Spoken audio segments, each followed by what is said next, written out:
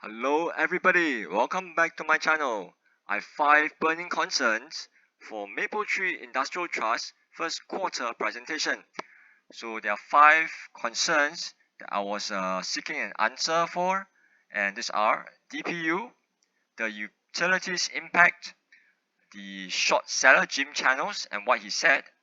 I'm worried about the tech recession and the impact. And of course, everybody knows the Fed is raising rates, so therefore the impact of rising rates.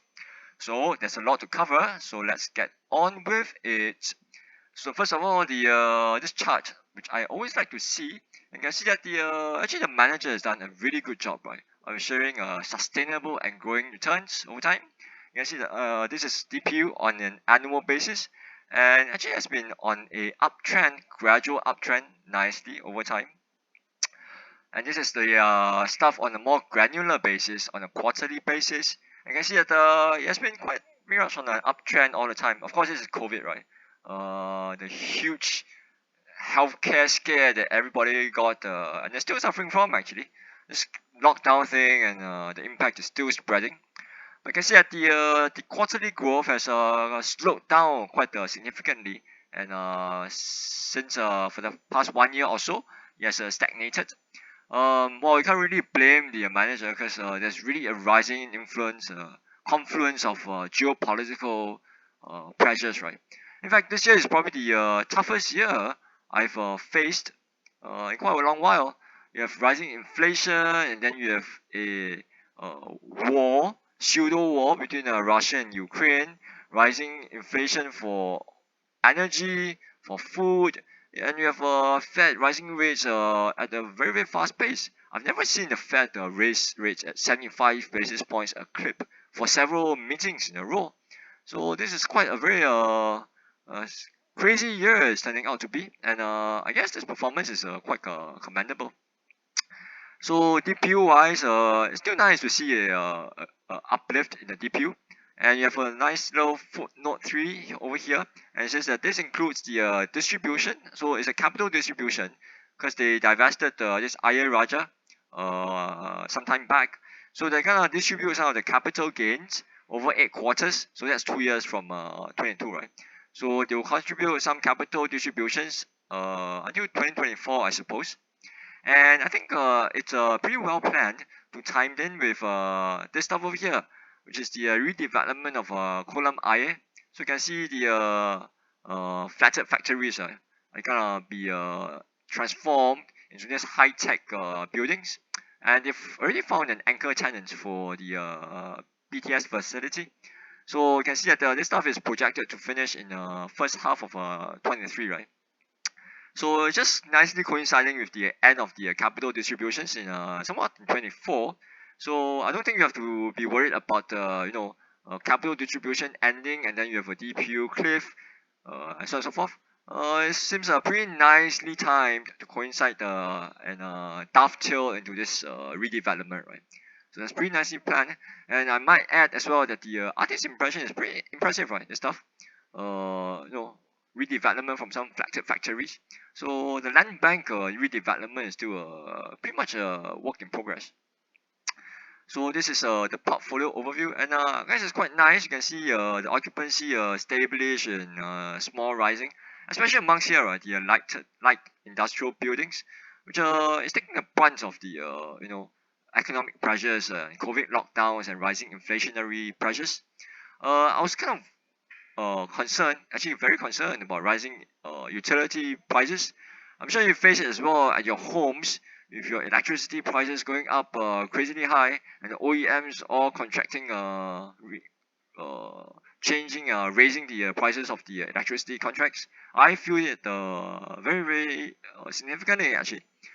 Um, what is quite surprising is that the North American portfolio is not really that affected because 90% of them are on triple net leases, so the tenant bears all the outgo, right? So I didn't know about it, so quite nicely surprised. But there's gonna be a impact on the Singapore properties though. Since their energy contracts are gonna end in May 2022. So they've already ended because now it's July, August, right? So there's gonna be a significant jump in the electricity prices that to bear though. So I think there'll be some impact on the rising energy prices on this stuff. I'm not sure which component is the biggest contributor towards the rising electricity cost. So if any viewers know more, please leave a comment below, and we can probably share it with the community and the viewers as well. The third concern I had was, of course, this guy called Chanos, making a lot of waves and news in the US about taking a short position against US data centers. So the long story short is that he's saying that the some of the tech giants like Amazon, Facebook, Microsoft will want to will want to own their own properties instead of leasing them. So he's saying that the brick and mortar data centers, especially the legacy ones, are going to suffer a lot. So what do I think? I think it's true and not true. I think it's true because there's this guy called Amazon. I'm pretty sure Amazon is gonna at some stage, own its own data center portfolio. The same way that it has done so for its logistics segment. So Amazon started off being this e-commerce platform, right? And then as business grew, they decided, oh, we need to have a logistic chain, and they went ahead and built their own warehouses, logistics chains, and trucks, and deliveries, and fleets. Now they are, ordering electric pickups and vans from Rivian. So I won't be surprised if they embark on this data center portfolio to cater to their AWS, which is the cloud services segment eventually. Because Amazon is just this huge monster, right? They're ever growing. So I think there's an element of truth in that. But at the same time, I think other than Amazon, I'll be quite surprised if guys like Facebook, Snap, this tech social media giants turn around and start growing portfolios for their data centers. Because if you look at Facebook, for example, well, it's committing like a few $billion, right, to grow the metaverse concept. I don't think they're gonna spend a lot of capital on growing their brick and mortar real estate. So there's some truth and there's some not truth, I think. But overall, I think if you look at the portfolio, well, the well is still at 6 years, right, for MIT, for the North American portfolio. And they're quite positive on the demand. So, well, I'm not that concerned about this thing for MIT. In fact, if you look at the top 10 tenants by rental income, well, you see AT&T and some stuff here and there, Equinix, ST, Talent Media, and stuff. Well, I don't think these guys are really going to blow a bunch of capital on physical data centers, other than of course Equinix, which is already a Equinix data center owner, right? So this guy is already a big giant. So other than that, I don't see big guys, social media and tech giants amongst here. So I'm not that concerned about it actually. I'm more concerned though about this thing called the tech recession. In fact, Snap, the CEO, Spiegel, told his employees internally that well, the digital spending in the US is really down a lot because people are anticipating a recession. And this is the part that I'm more concerned about actually. Is the US really heading towards a recession? And how deep is this recession? What's the impact of the recession on ad spendings and the growth of the tech sector, and therefore the growth of the online economy and cloud and all those stuff? Because all this stuff from the tech guys are going to affect demand for data and therefore demand for the data centers. So I'm not that concerned about Jim Chanos shorts. I'm more concerned about the recession in the US and what is going to happen. And of course, that leads us to the final point, which is the rising interest rates from the Fed, because that is the main cause of the recession, right? Well, there's going to be some impact, I think, from for MIT, because they fixed 72%. Well, it's a significant portion, but a not so small portion is still on the floating rates, right? So around 30% is floating.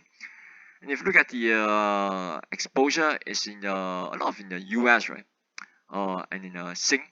And well, the Fed is the central bank which is really aggressively raising rates, right? So I think there will be some impact of quite a fair bit of impact of rising interest rates on this guy. And if you look at the debt maturity, well, a lot of it is actually well spaced out. So a chunk of it is at the back. But you have some quite a fair bit maturing in 23 and 24. So around 20% of it is gonna mature in the next 2 years. So here's a question now. What do you think is the Fed gonna do? Is it gonna keep raising rates? Bum, bum, bum, bum, bum, bum, bum. Is it gonna raise rates and keep it there? Or is it gonna raise rates and then chop rates fast? Because right now what the market is saying is that the Fed will raise rates aggressively to combat inflation, but then the economy is gonna go into a recession, and then the Fed is gonna chop rates aggressively. I'm not very sure what's gonna happen actually, because if you look at it, the inflation is primarily a matter of a rising energy cost, right? And that's caused by the war in Ukraine, right?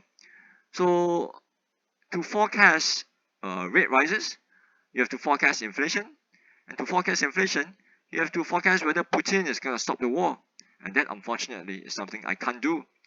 If somebody has a brilliant thought of what's going to happen, please leave a comment and let us know. And if you enjoyed this video, remember to subscribe over here, like, share, and leave a comment. Let me know what you feel about this channel. So till next time, adios.